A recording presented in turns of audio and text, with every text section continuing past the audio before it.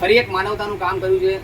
ગણતરીના દિવસો એટલે 10 જ દિવસની અંદર કાકાને આપણે પરિવાર સુધી પહોંચાડી દીધા છે. કાકાની કહાની એવી છે, એમને છોકરા નહીં, છોકરી જ છે. છોકરી અને જમાઈ બંને લેવાયા છે, એમના ઘેરથી છે.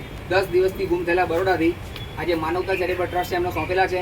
અને લાલાભાઈ આપણને જાણ કરી હતી કે ઇસ્માઇલનગર વિસ્તારમાં એક કાકા છે, જેમને 10 દિવસ અગાઉ લાલાભાઈના ફોન પરથી આપણે આશ્રમમાં એમને એડમિટ આપી દીધું હતું. અને 10 દિવસ આપણાથી સેવા થઈ, સેવા એમને કરી અને 11મા દિવસે એમના પરિવારને આપણે સોંપી છે.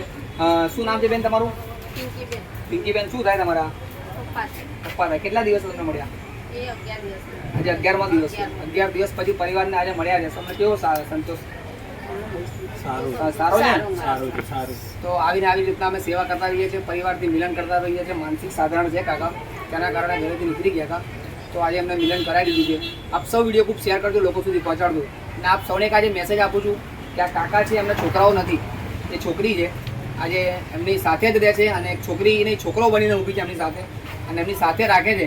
ખરેખરમાં કલયુગ છે આજે કે આવા મા બાપ નસીબદાર લોકોને મળે છે કે છોકરી રાખે છે. બાકી અત્યારે છોકરાઓ ના હોય તો છોકરી પાણીને જાય એટલે કે હું મારું ઘેર કરીને દઈ દઉં. તો આ મેસેજ બધા પહોંચાડજો ને બધા સુધી મેસેજ આપજો કે તમારે બી કદાચ છોકરાઓ ના હોય, છોકરી હોય તો મા બાપને સાચવવાની જવાબદારી જમાઈ અને છોકરીની જ હોય છે. કેમ કે અત્યારે ઉંમરની અંદર ક્યાં જાય મા બાપ ઉંમરવાળા. બસ વિડીયો ખૂબ શેર કરજો લોકો સુધી.